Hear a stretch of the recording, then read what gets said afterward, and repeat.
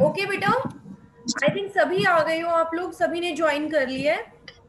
Now we start today topic central state financial relations. आपका जो आज का टॉपिक है वो है सेंटर यानी केंद्र जो है केंद्र, स्टेट यानी राज्य, और फाइनेंस रिलेशंस यानी वित्तीय संबंध। केंद्र और राज्य जो है उनके फाइनेंशियल रिलेशनशिप यानी वित्तीय संबंध कैसे हैं। ठीक है, अब आपको ये पता है बेटा, इस पूरे ही टॉपिक में ये शॉर्ट आउट किया गया है। इन अ समरी में आपको बताऊं कि केंद्र और राज्यों को अलग अलग रिस्पॉन्सिबिलिटीज दी गई हैं। कुछ को अलग टैक्स जो है वो उठाते हैं, कुछ को ये होता है कि टैक्स लगाता एक है और उसको कलेक्ट दूसरा करता है, और उससे जो मनी अर्न होती है वो दूसरे को मिलती है। तो यही सारा इसमें पूरे होल टॉपिक में आपका चलेगा कि केंद्र कौन से टैक्स लगा रहा है, लेकिन वो टैक्स की जो पेमेंट मिल रही है वो राज्य को मिल रही है। ठीक है, तो इन्हीं चीजों को हम डिटेल में डिस्कस आउट करेंगे। Okay, yes ma'am.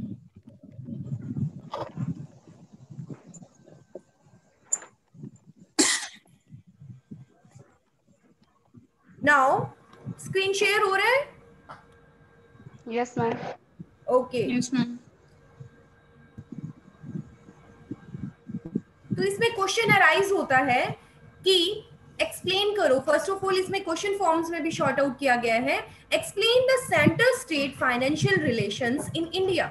नॉर्मली आपसे पूछा भी जा सकता है कि इनके रिलेशनशिप्स कैसे हैं, या आपसे पूछा जाए कि इसके रिगार्डिंग कौन कौन सी प्रॉब्लम्स क्रिएट होती हैं, स्टेट को उठानी पड़े या सेंटर को उठानी पड़े, कौन सी वो प्रॉब्लम्स हैं, और आप उन प्रॉब्लम्स को दूर करने के लिए क्या सजेशंस दे सकते हो।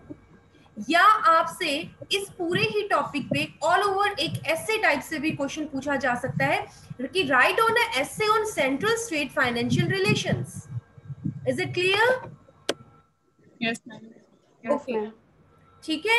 या पूछा जाए कि सेंट्रल और जो स्टेट जो है उनके जो रिलेशंस हैं वो किस हद तक पक्ष में रहे हैं, विपक्ष में रहे हैं, पॉजिटिव और नेगेटिव, उसमें भी शॉर्ट आउट किया जा सकता है। ठीक है, तो हम स्टार्ट करते हैं यहाँ से। First of all short out किया जा रहा है कि भारत जो है बेटा, यस बेटा,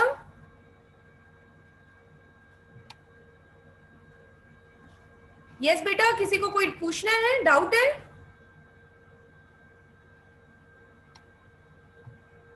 आवाज नहीं आ रही है क्या? यस मैम, अब आ गई। आ गई है? Okay yes ma'am. बेटा, नेट प्रॉब्लम है आज थोड़ी सी ना, फोन से ही कनेक्ट कर रखा है इसलिए। हाँ जी, तो फर्स्ट इसमें शॉर्ट आउट किया गया है कि बेटा भारत जो का है वो व्यवस्था कैसी है, एक संघीय वित्त व्यवस्था है हमारी कंट्री की।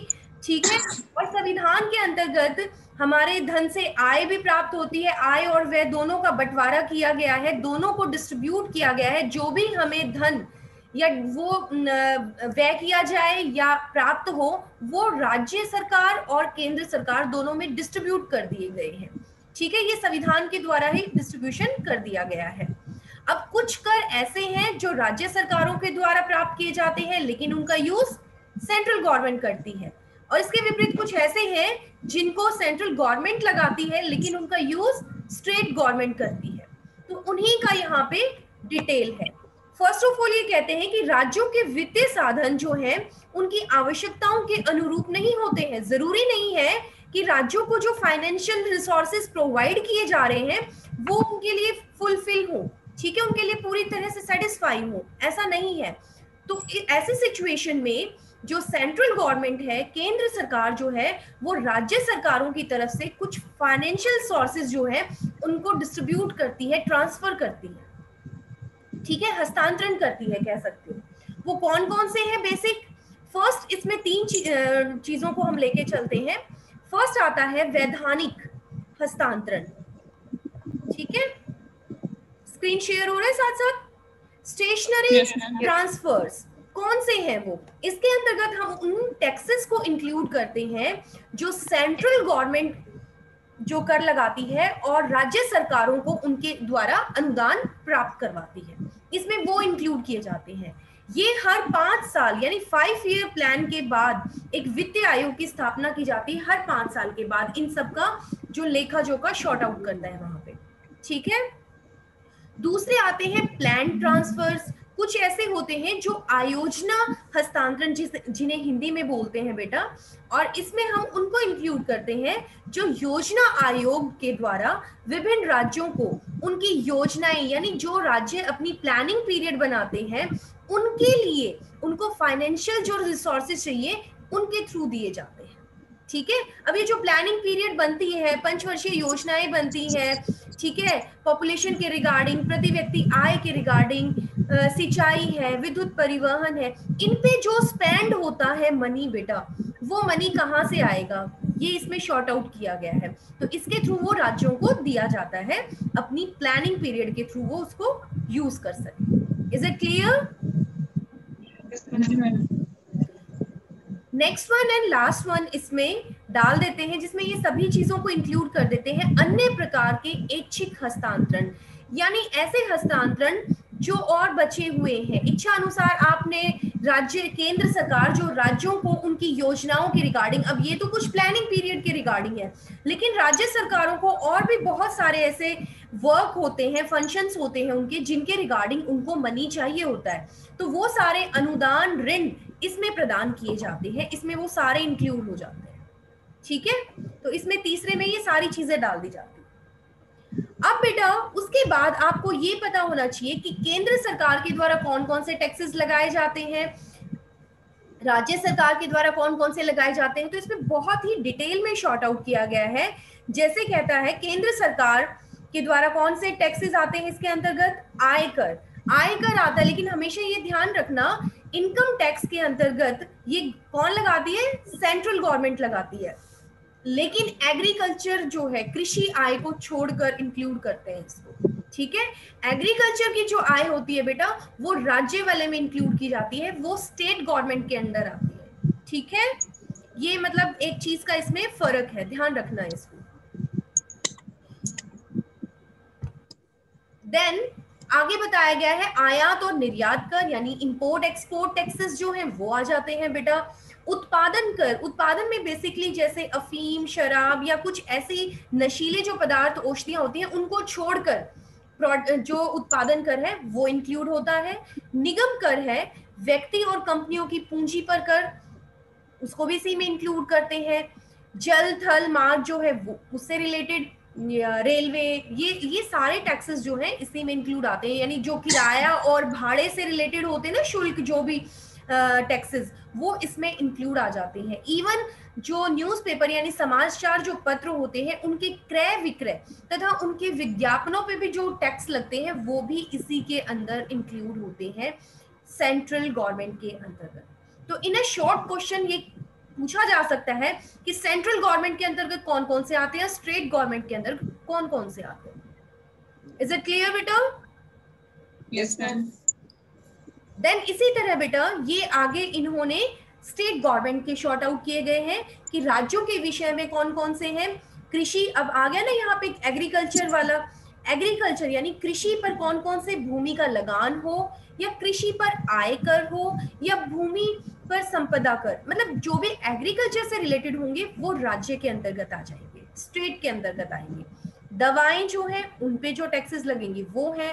सार्वजनिक स्वास्थ्य से रिलेटेड, सिंचाई है, कानून व्यवस्था है, भूमि मकानों पर कर, विद्युत उत्पादन उपभोग पर कर, मनोरंजन कर, बिक्री कर। आई थिंक टैक्सेस का जब हम आपने कहीं पहले पढ़ा होगा तब भी ये सारी चीजें शॉर्ट आउट आपने की होंगी कि बेसिकली गवर्नमेंट, सेंट्रल गवर्नमेंट कौन कौन से लगा सकती है और स्टेट कौन कौन से लगा सकती है। तो ये सारे आ जाते हैं बेटा स्टेट गवर्नमेंट के अंतर्गत। क्या आपको यहाँ तक क्लियर है बेटा कि दोनों कौन कौन से? पहले आप इनके रिलेशनशिप को शॉर्ट आउट करने से पहले आपको ये पता होना चाहिए कि इनके काम क्या क्या है बेटा, ठीक है। इनको इनकम के सोर्सेस कहाँ कहाँ से मिल रहे हैं, तभी तो आप इनके रिलेशनशिप को शॉर्ट आउट कर पाओगे ना कि इनका आपस में कैसा रिलेशनशिप है।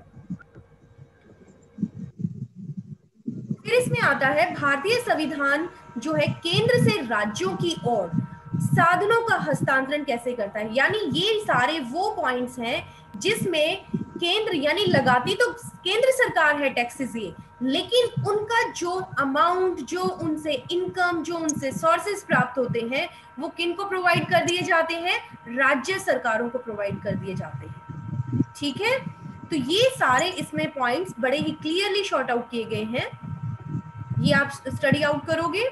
You have any query, consult कर लेना बेटा कोई भी पॉइंट में अगर आपको लगता है, क्योंकि ये सारा ही थ्योरेटिकल है।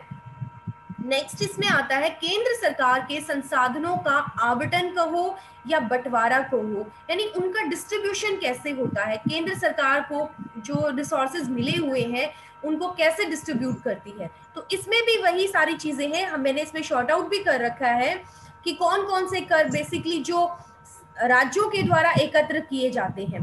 करता कौन है? राज्य एकत्र करता है, लेकिन इनके द्वारा ये किसको, गवर्नमेंट किसको दिए जाते हैं? स्टेट गवर्नमेंट को प्रोवाइड कर दिए जाते हैं। जैसे स्टैम्प शुल्क है बेटा, जो नशीली पदार्थ वगैरह होती हैं, औषधियां बनती हैं, उन पे उत्पादन जो शुल्क लगता है उसको भी इसी में इंक्लूड करते हैं। इसके विपरीत बिल्कुल अपोजिट दूसरा वर्ग क्या हो गया, जिसमें ऐसे कर इंक्लूड करेंगे जो स्टेट गवर्नमेंट यानी संघ सरकार द्वारा तो एकत्र किए जाएंगे, लेकिन उनकी प्राप्तियां संसद द्वारा निर्धारित राज्यों को सौंप दी जाएंगी। आपके मैं बार बार बता रही हूँ, इस क्वेश्चन में यही मेनली शॉर्ट आउट करना है कि वो कौन कौन से टैक्सेस हैं, वो कौन से इनकम के सोर्सेज हैं जो स्टेट लगाती है और स्टेट ही प्राप्त करती है। स्टेट लगाती है लेकिन वो राज्यों को प्रोवाइड कराती है उनसे मिलने वाला अर्न, लेकिन इसके विपरीत राज्य प्राप्त करते हैं और स्टेट उनको प्रोवाइड कराती। तो ये सारा ऑल ओवर इसमें रिव्यू चलता रहेगा। इसमें भी ये सारी चीजें शॉर्ट आउट है, मैंने कुछ चीजें हाईलाइट भी कर रखी है, आपको ये आगे करने की जरूरत नहीं है, सहायक अनुदान वगैरह ये जस्ट रीड आउट कर लेना। देन मेनली जो आपका आता है यहाँ पे फिर कि प्रॉब्लम्स क्या क्रिएट होती हैं बेटा। केंद्र और राज्य के बीच में रिलेशनशिप्स तो है, वो एक दूसरे को हेल्प कर रहे हैं, लेकिन इन रिलेशनशिप्स में उनको प्रॉब्लम्स क्या क्या आ रही है, ठीक है, समस्याएं क्या उत्पन्न हो रही है। कई बार क्या होता है बेटा, कई राज्य ऐसे होते हैं जहाँ की प्रति व्यक्ति आय जो होती है काफी कम पाती है, मतलब डिफरेंस बहुत ज्यादा होता है कुछ राज्यों में। तो ये जरूरी नहीं है कि गवर्नमेंट के द्वारा जो उनको हस्तांतरित किया जा रहा है टैक्सेस के थ्रू वो उनके लिए सफिशिएंट है। तो कुछ राज्य हैं जैसे बिहार है, उत्तर प्रदेश है, मध्य प्रदेश है, इनमें प्रति व्यक्ति जो केंद्रीय हस्तांतरण राशि है ना वो बहुत कम है, यानी गवर्नमेंट जो उनको इंक्लूड करके प्राप्त करती है वो रेशो ही बहुत कम है, तो वो अपने आप को ऊपर नहीं उठा पाते हैं। ठीक है, आप देखते हो ना कि बिहार इधर, हरियाणा, पंजाब इस इधर के एरिया से कंपैरिजन करें तो बहुत बैकवर्ड रह जाता है। तो ये कुछ रीजंस हैं इसके, सेंट्रल स्टेट के रिलेशनशिप्स के गैप के कारण। कुछ और भी ऐसी प्रॉब्लम्स हैं, जैसे वित्त आयोग जो है वो योजना आयोग की भांति मतलब स्थापित प्रदान नहीं किया जाता है। उसमें योजना आयोग और वित्त आयोग का अपना अलग अलग है बेटा, उनको 5 ईयर प्लान के अकॉर्डिंग जो क्रियान्वयन मनी चाहिए वो उतना स्पेंड करेंगे, लेकिन कई बार उतना सफिशिएंट अमाउंट, फाइनेंशियल अमाउंट उनको नहीं मिल पाता है। ठीक है, फिर इन जो प्रॉब्लम्स क्रिएट हो रही है इसमें हालांकि कुछ 3 प्रॉब्लम शॉर्ट आउट की गई हैं, लेकिन इस ऑल ओवर क्वेश्चन को रीड आउट करने के बाद आप अपने अकॉर्डिंग भी इसमें प्रॉब्लम्स और इंक्लूड कर देंगे, कुछ पॉइंट्स और बना देंगे। ठीक है, और देन लास्ट में आ जाता है सजेशंस। आप क्या सजेशंस दे सकते हो कि जो प्रॉब्लम्स क्रिएट हो रही हैं फाइनेंशियल स्टेट और सेंट्रल और स्टेट के बीच में, रिलेशनशिप्स के बीच में, उनको कैसे हम दूर कर सकते हैं। तो फर्स्ट सजेशन शॉर्ट आउट करते हैं कि वित्तीय करों में राज्यों को अधिक भाग लेना चाहिए, यानी जो भी फाइनेंशियल टैक्सेस इंक्लूड हो रही हैं राज्य सरकारों के द्वारा उनमें उनका इंक्लूडेशन ज्यादा से ज्यादा होना चाहिए, तो और अच्छा मनी अर्न होगा, और अगर मनी अर्न होगा फाइन तो उनका रिलेशनशिप और इम्प्रूव होगा। देश में स्थायी वित्त आयोग की नियुक्ति की जानी चाहिए, यानी जो वित्त आयोग है वो स्थायी होना चाहिए, ये नहीं हर 5 साल में फिर से प्लानिंग होगी फिर ये होगी, तो वो उनका सारा डिस्टर्ब हो जाता है, तो ये भी एक रीजन है। राज्य सरकारों को कृषि क्षेत्र जो है, एग्रीकल्चर जो सेक्टर है बेटा, उस पर कर लगाकर अपनी आय में वृद्धि कर लेनी चाहिए। यानी टाइम टू टाइम पीरियड अगर गवर्नमेंट जो है, स्टेट गवर्नमेंट जो है, राज्य सरकारें जो हैं, अगर उनको कहीं कमी लग रही है अपनी इनकम में, तो वो कृषि क्षेत्र पर बीच बीच में टैक्सेस लगाकर इसको इम्प्रूव कर सकती हैं, क्योंकि एग्रीकल्चर सेक्टर को हम काफी लीनियंसी के उसमें छोड़ते हैं बेटा। ठीक है, क्लियर हो रहे हैं concept? Yes, ma'am. Yes, ma'am. वित्त आयोग और योजना आयोग दोनों के क्रियान्वयन में समन्वय, यानी फाइनेंशियल हो चाहे आपका प्लानिंग कमीशन हो, इनमें दोनों में भी कॉम्बिनेशन अच्छा होना चाहिए, तालमेल अच्छा होगा तो फिर वो प्रोसेसिंग अच्छे से चलेगी। वित्तीय साधनों के वितरण में आधारों में सुधार लाना चाहिए, यानी इनका जो बेस है उसको और इम्प्रूव करने की जरूरत है। बेस अगर स्ट्रांग होगा तो इनके आपस में रिलेशनशिप भी और इम्प्रूव रहेंगे। ठीक है, तो ये आपका ऑल ओवर आज का टॉपिक है जो हमने शॉर्ट आउट किया है कि सेंट्रल और स्टेट जो है इनके रिलेशनशिप्स क्या है। तो पहले आपको बेसिक चीजें पता होनी चाहिए और देन हमने इसको पूरा डिटेल में एक्सप्लेन किया है। ओके बेटा? Yes, ma'am.